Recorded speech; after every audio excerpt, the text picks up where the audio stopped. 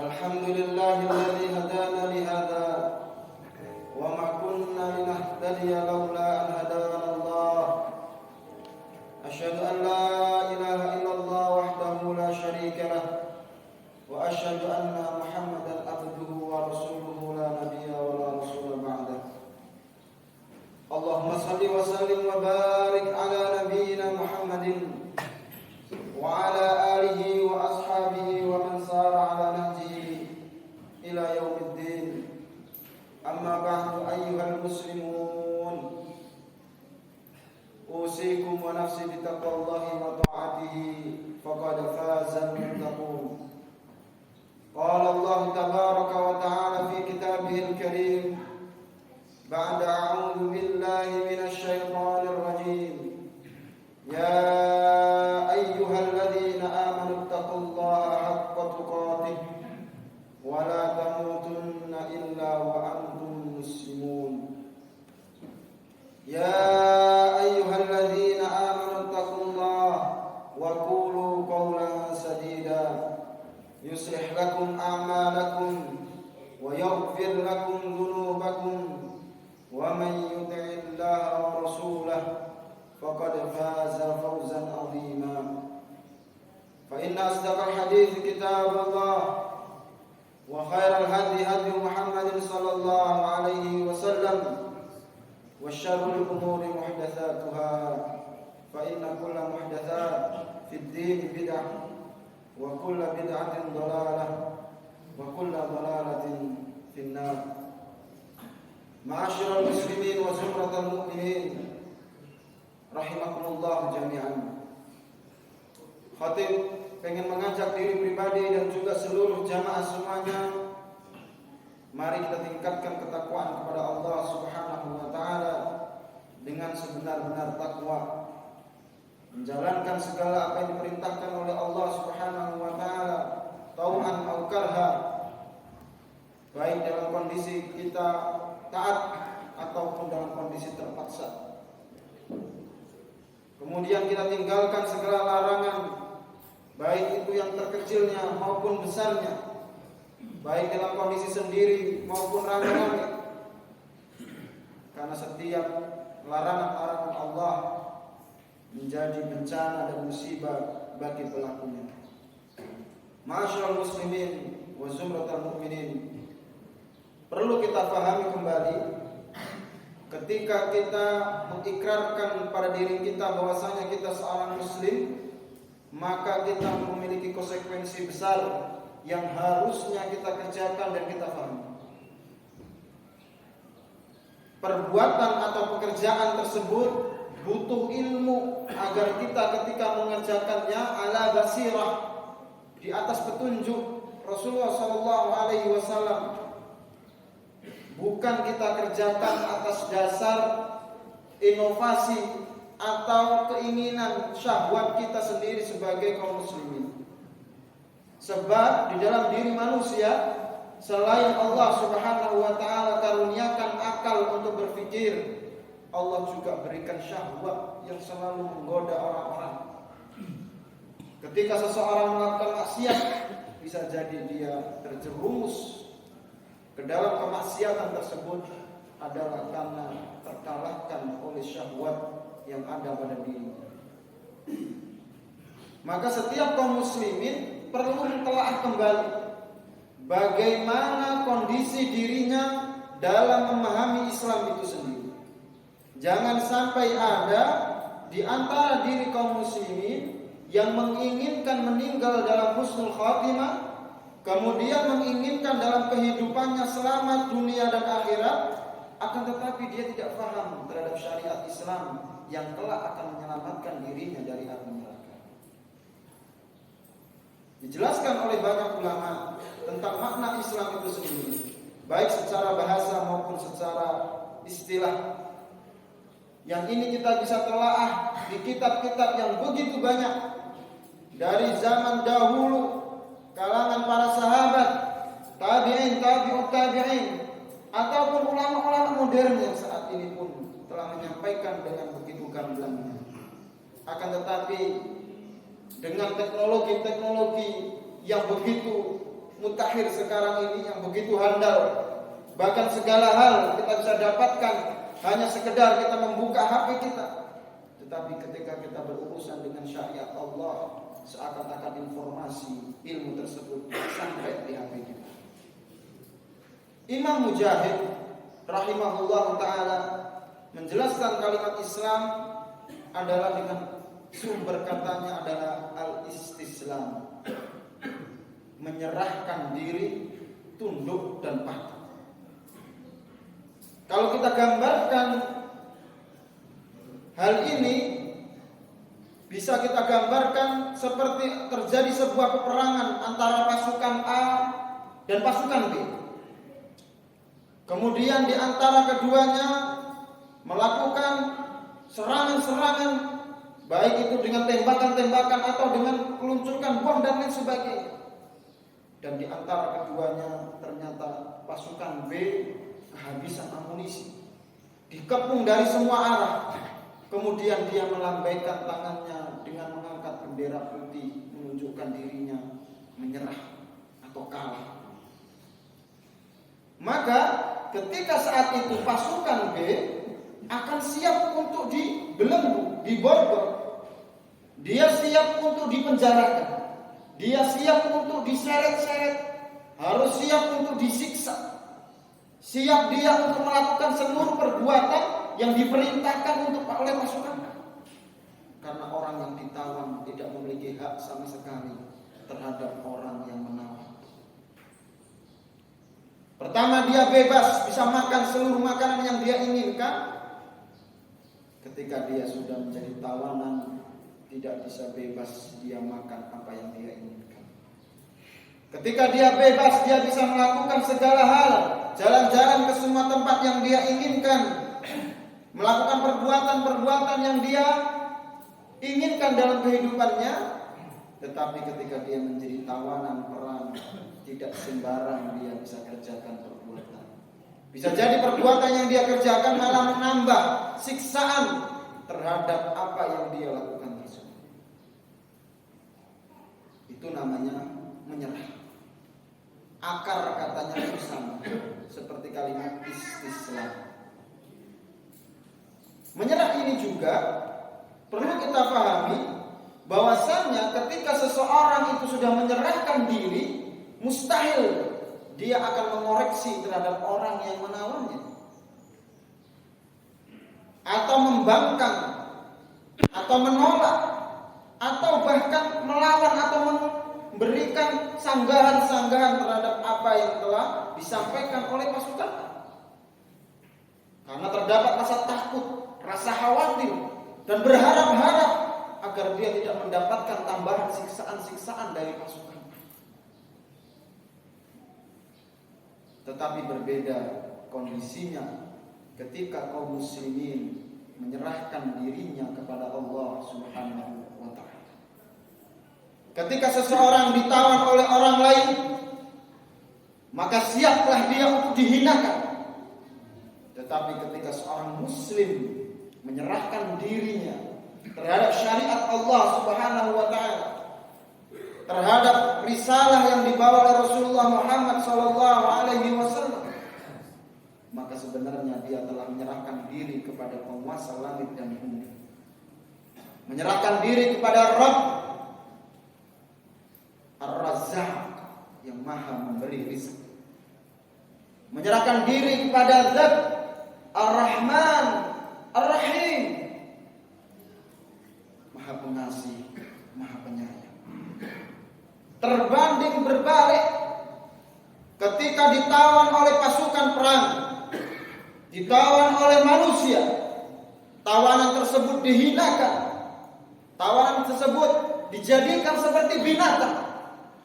Tetapi ketika dia menyerahkan diri kepada Allah Subhanahu wa ta'ala, maka dia harus siap untuk dimuliakan Allah Subhanahu wa ta'ala, siap mendapatkan kebahagiaan dunia dan akhirat, siap mendapatkan segala hal yang diinginkan oleh makhluk, keridhaan Allah Subhanahu wa ta'ala dalam kehidupan. Akan tetapi sebagian dari kaum muslimin di era yang modern ini tidak adil dalam berinteraksi kepada Allah Subhanahu wa ta'ala. Berbeda ketika dia berinteraksi dengan orang-orang dalam kehidupannya. Ketika dia mendapati dirinya dalam kondisi sakit, kemudian datang ke sebuah rumah sakit, kemudian dokter mengatakan, "Pak, ini harus dioperasi." Dan ketika dioperasi harus dibius total. Maka orang tersebut dengan pasrah menyerahkan diri kepada dokter dan mengatakan, "Bebas dok, yang jelas saya pengen sembuh." Tidak ada ceritanya orang ketika akan dioperasi kemudian dia katakan, "Saya akan lihat operasinya. Bisa jadi dokter menyuntikkan pada diri saya racun, bukannya obat. Memasukkan pada diri saya obat yang dosisnya melebihi dosis kemampuan tubuh saya. Bisa jadi ketika menjahit luka, arah jahitannya salah." Mustahil mengatakan seperti itu. Dia serahkan dirinya total, bahkan dia tidak sadar bangun-bangun seluruh operasi telah selesai.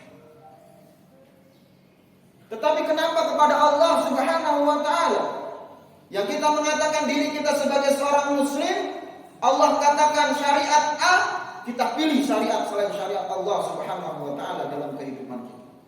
Padahal Allah Subhanahu wa ta'ala mengetahui segala hal yang terbaik buat hamba-hamba. Tidaklah Allah takdirkan kepada seorang hamba kecuali itu yang terbaik buat hamba tersebut. Dokter yang bisa jadi meleset, sudah berapa banyak malpraktik, sudah berapa banyak kejadian-kejadian salah memberikan obat, kemudian pasiennya meninggal. Tetapi Allah Subhanahu wa ta'ala tidak mungkin pernah salah terhadap hamba. Kadang kita mendapati diri kita dalam kondisi tidak mampu, maka Allah tahu apa yang terbaik dalam kondisi kita, sehingga Allah berikan hal tersebut kepada diri kita. Allah berikan kekayaan pada diri kita, maka Allah tahu bahwasanya hal itu terbaik buat diri kita. Tidaklah Allah takdirkan kecuali yang terbaik buat hamba. Kita lihat kisah Nabi Yusuf alaihissalam. Allah Subhanahu wa ta'ala berikan takdir yang terbaik buat hambanya. Saudara-saudaranya datang penuh dengan rasa iri dengki padanya. Kemudian dilemparkannya Nabi Yusuf ke sumur. Anaknya seorang nabi, dan dia bakal menjadi seorang nabi, orang yang bebas. tiba-tiba dilempar ke dalam sumur dan jadi budak. Berada di tempat yang jauh di daerah Babilonia. Kemudian dibawa dijadikan budak di tempat yang namanya Mesir. Jauh luar biasa. Sekarang saja kalau kita harus berangkat dari Palestina menuju Mesir dengan darat saja membutuhkan waktu yang lama. Apalagi saat itu yang dilakukan dengan cara berjalan atau menaiki unta. Tetapi kita lihat, Masya Allah, takdir Allah yang terbaik. Tidak cukup dijadikan budak, dia juga ditawan di penjara. Ketika terjadi fitnah antara dirinya dan istri seorang raja atau istri seorang gubernur. Tetapi kita lihat di akhir, Allah Subhanahu wa ta'ala tetap jadikan mutiara itu mutiara meskipun terletak di dalam lumpur yang bau. Emas tetap emas meskipun berada di kubangan-kubangan kotor. Nabiullah Yusuf diangkat oleh Allah Subhanahu wa ta'ala dengan kemuliaannya, sebab diri dia lebih takut kepada Allah Subhanahu wa ta'ala dibandingkan mendatangi kemaksiatan terhadap istri seorang gubernur. Maka Allah muliakan, Allah pertemukan kembali dengan keluarganya, Allah datangkan kelembutan kepada saudara-saudaranya, dan Allah pertemukan dengan istri yang salehah. Masyaallah muslimin wa syuhratal mu'minin rahimahumullah. Begitulah seorang muslim. Ketika Allah Subhanahu wa ta'ala mengatakan inna dina indallahi Islam, sesungguhnya agama di sisi Allah hanyalah Islam, maka yubadir, dia selalu menyegerakan dirinya untuk tunduk dan patuh kepada Allah Subhanahu wa ta'ala. Allah Subhanahu wa ta'ala mengingatkan kita di dalam Al-Quran, di dalam surah Al-Baqarah, menyampaikan tentang kisah Nabiullah Ibrahim. Idh qala lahu rabbuhu aslim, qala aslamtu li rabbil alamin. Ketika itu Allah Subhanahu wa ta'ala mengatakan kepada Nabiullah Ibrahim, wahai Ibrahim, berserah dirilah kau pada diriku. Maka Nabiullah Ibrahim mengatakan, qala aslamtu li rabbil alamin, saya berserah diri kepada Rabb seluruh. Maka kondisinya berbeda. Ketika Allah Subhanahu wa ta'ala menjadikan itu pada Nabiullah Ibrahim berserah diri, maka kondisi Nabi Ibrahim saat itu rela meskipun disuruh menyembelih anaknya, meninggalkan istrinya di tempat tanpa air, tanpa makanan, tandus, tidak ada yang tinggal di situ. Karena dia telah berserah diri pada Allah Subhanahu wa ta'ala, memahami bahwasanya ketika Allah memerintahkan sebuah syariat, maka itu yang terbaik buat hambanya. Dan ketika Allah Subhanahu wa ta'ala melarang hambanya dari suatu perkara, maka hal tersebut menjadi keburukan bagi hamba tersebut. Masyaallah muslimin wa syuhratal mu'minin rahimahumullah. Allah Subhanahu wa ta'ala juga mengatakan, maka lil mu'minin wala mu'minatin idza qadallahu wa rasuluhu amran ay yakuna lahum khiyaratu min amrih. Tidak boleh bagi seorang mukmin laki-laki maupun mukmin perempuan, ketika Allah Subhanahu wa ta'ala menetapkan sebuah perkara dalam urusannya, kemudian dia mencari selain Allah dan Rasulnya, mencari urusan-urusan, mencari perkara-perkara hukum-hukum lain selain apa yang telah Allah dan Rasulnya tetapkan. Modernisasi yang saat ini kita alami harusnya menjadikan kita lebih sadar bahwasanya kembalinya kita kepada Allah, berserah dirinya kita kepada Allah, tunduk dan patuhnya kita kepada Allah Subhanahu wa ta'ala adalah jalan keselamatan bagi diri kita. Baik itu hanya sekedar keluar masuk kamar mandi dengan menggunakan tangan kaki kiri dan kaki kanan, tidur miring ke arah kanan, makan yang baik dan juga halal, berucap yang baik, hal-hal yang kecil. Tetapi itu menunjukkan bahwasanya diri kita tunduk dan patuh kepada Allah Subhanahu wa taala. Karena ketundukan dan kepatuhan ini harus dibarengi dengan kasih sayang, cinta kita pada Allah Subhanahu wa taala. Dan cinta inilah yang menggerakkan diri kita ketika tertidur lelap, kemudian Allah panggil, Allahu Akbar, Allahu Akbar. Tergerak hati kita memenuhi panggilan Allah Subhanahu wa taala. Karena orang yang menyerah, tertawan, tidak bisa menolak panggilan Tuhannya. Rasa cinta inilah dalam hati kita yang menggerakkan diri kita agar menginfakkan harta kita di jalan Allah Subhanahu wa taala. Karena dia memahami bahwasanya harta yang dia infakkan, harta yang dia sedekahkan adalah harta dirinya yang sesungguhnya, sedangkan yang dimakan akan habis dan fana. Begitulah kaum muslimin. Memahami syariatnya dengan sebenar-benar syariat, tidak menjadikan urusan dunia lebih tinggi dari urusan agama. Bahkan sebagian orang beranggapan ketika mempelajari syariat Allah dianggap udik, dianggap terbelakang, jadul, dianggap orang-orang yang tidak bisa bersaing. Maka ini keliru. Orang yang mengenal syariat Allah, orang yang mengenal Allah Subhanahu wa taala dari Al-Quran, dari sunnah Rasulullah SAW adalah orang yang cerdas, orang yang mulia. Maka Allah katakan, wattaqullah wa yu'allimukumullah. Bertakwalah pada Allah, maka Allah jadikan engkau orang yang berilmu, orang yang pintar, orang yang cerdas. Maka selain itu hanya kesia-siaan dalam kehidupan kita. Aqulu qauli hadza fastaghfirullah li wa lakum wa lisairil muslimina min kulli dhanbin fastaghfiruhu innahu huwal ghafurur rahim. Allahumma shalli ala sayyidina Muhammad wa ala ali sayyidina Muhammad. Alhamdulillah wa kafa